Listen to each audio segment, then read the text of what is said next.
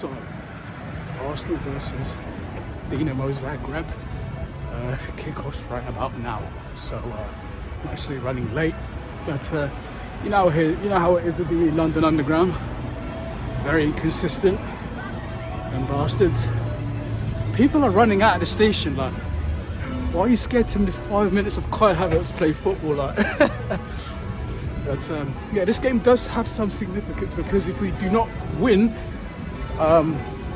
yeah, we go into the Girona game next week away in a very, very bad situation because we want to finish as high as possible. Like, we want to finish in the top 8 so we can have an easier round of 16. Do you know what I mean? Barcelona have just qualified for the round of 16 yesterday in the most dramatic fashion of all time.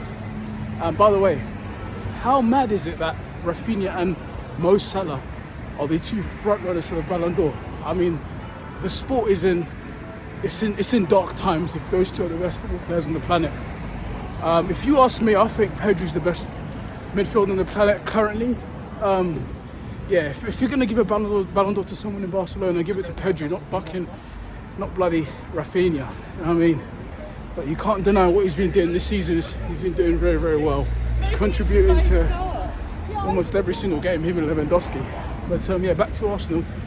No Miles Lewis-Skelly, the best left back in the Premier League. I don't know why he's not even in the squad. I don't know why. On Twitter there was no news or anything as to if he's injured or not. But yeah, Marino's not starting. Thank God. If we want to win this game, Marino doesn't have to start because he doesn't move the ball. You know how it is now with David Raya. He's not keeping clean sheets as he should be doing. So I'm gonna predict a humble 3-1 to the Arsenal. Yeah, no Gabriel. I mean, no Saliba. So I'm expecting a clean sheet. But I do hope that we get to see Ethan Nwaneri on the pitch now. Hopefully get a goal because against Brighton he was our best player against Brighton when we went away, and yeah, he is our only creative outlet on the right hand side as of now. Obviously he isn't given that output and creativity that Saka does because Saka's just world class, he's elite. Nwaneri's still young, he's 17. But yeah, if he can, just give us just a little bit of that Saka, yeah, I'll be over the moon. So that's Arsenal 1, Dynamo Zagreb 0. It's currently half time. Yeah, I did miss the goal, the only goal of the game so far by Declan Rice. They haven't replayed it, so I don't know how good the goal really was. But all I can say is, William Saliba, how much are we missing you? Very. Kiwior, he almost gave them a chance to score. He mucked about with the ball, held it on for too long. They took it out of his legs. Yeah, it's looking very, very shaky at the moment. Defensively, I am very worried we are going to concede. That's the way it's looking like. But yeah, I think we're doing well possession-wise. We're controlling majority of the game. Sterling's looking lively. So is Martinelli. He's been our best offensive player. Martinelli, Jorginho and Odegaard connect and play as per usual, doing their job.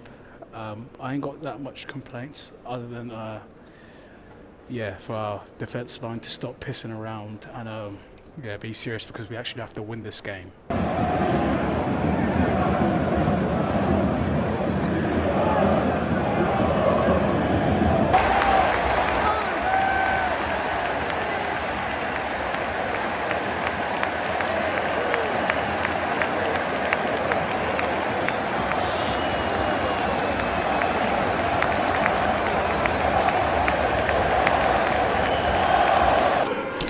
That's Arsenal through to the round of 16.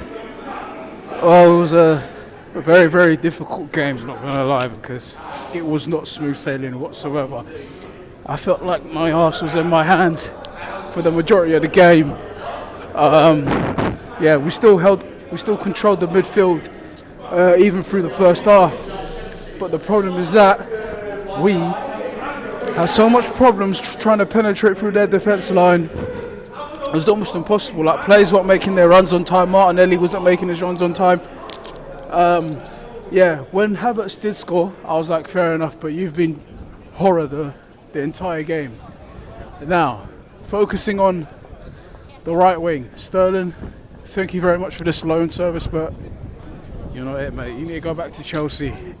And when Wanyeri came on in the 56th minute, he just brought on a whole different like energy to the ground. Like we were singing, he's one of our own, he's one of our own. Ethan Wanyeri, he's one of our own, right? That's what we were chanting. And yeah, it just uplifted the mood throughout the entire ground. And yeah, it gave us some hope because he did look really, really quick and tight on the ball. So yeah, no trouble and no worries on his end. You know, I fully have faith in him to carry us throughout the rest of the season. No more Martinelli on the right hand or Sterling, hopefully. But you never know with Arteta. This guy, he doesn't like to risk anything. Yeah, I was kind of surprised that we did keep a clean sheet in the end because we were so shaky in the first half. But yeah, props to Kivior. He did behave himself in the second half. No issues whatsoever. Kieran Tierney came on for Zinchenko. Yeah, good little cameo.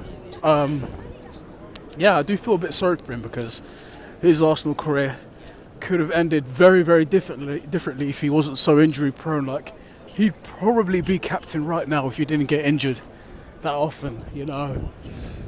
But that's just life, innit? That's football.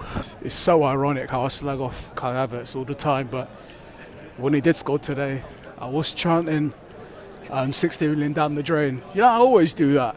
You know what I mean? I'm a proper fan. I'm not one of them internet gooners, do you know what I mean? That's another word that needs to get banned. Gooner. We're not gooners, we're gunners, mate.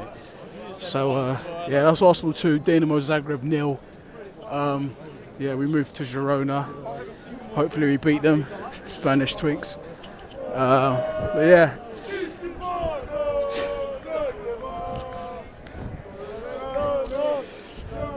Dynamo hooligans.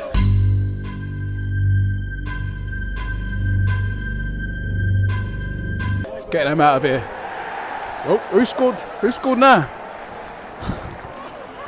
I'm going home, mate.